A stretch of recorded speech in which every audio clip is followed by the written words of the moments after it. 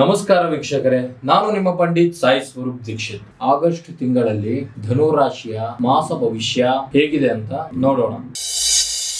ಈಗ ನಿಮಗೆ ಗುರುಬಲ ಇಲ್ಲದಿರುವುದರಿಂದ ಯಾವುದೇ ಮೂಲೆಯಿಂದ ಅಪಾಯ ಎದುರಾಗಬಹುದು. ವಿಶೇಷವಾಗಿ ರಾಜಕೀಯ ರಂಗದಲ್ಲಿ ಇರುವವರಿಗೆ ಅಪಾಯಗಳು ತಪ್ಪಿದ್ದಲ್ಲ.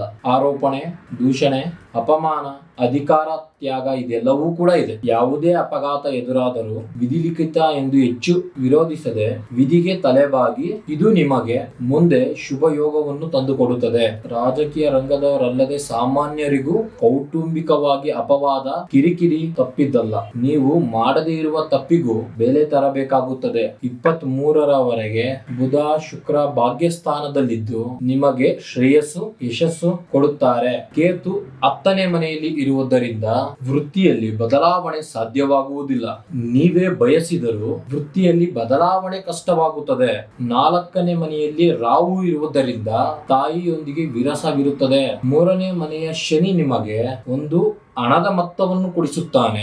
ಯಾವುದೋ ಒಂದು ಮೂಲದಿಂದ ಹಣ ನಿಮಗೆ ಬರುತ್ತದೆ. ನೋಡಿದ್ರಲ್ಲ ವೀಕ್ಷಕರೇ, ಇದಾಗಿತ್ತು ಧನಸ್ಸು ರಾಶಿಯ ಆಗಸ್ಟ್ ತಿಂಗಳ ಮಾಸ ಭವಿಷ್ಯ. ಇನ್ನು ಮುಂತಾದ ಯಾವುದೇ ಸಮಸ್ಯೆ ಇದ್ದರೂ ಕೆಳಗೆ ಕಾಣುತ್ತಿರುವ ನಂಬರ್ಗೆ ಸಂಪರ್ಕಿಸಿ. ಸಾಧ್ಯವಾದಲ್ಲಿ ನೇರವಾಗಿ ಬಂದು ಭೇಟಿ ಮಾಡಿ. ಧನ್ಯವಾದ. ಜೈ ಜೈ ಸಾಯಿ ನಮೋ ನಮಃ, ಸದ್ಗುರು ಸಾಯಿ ನಮೋ.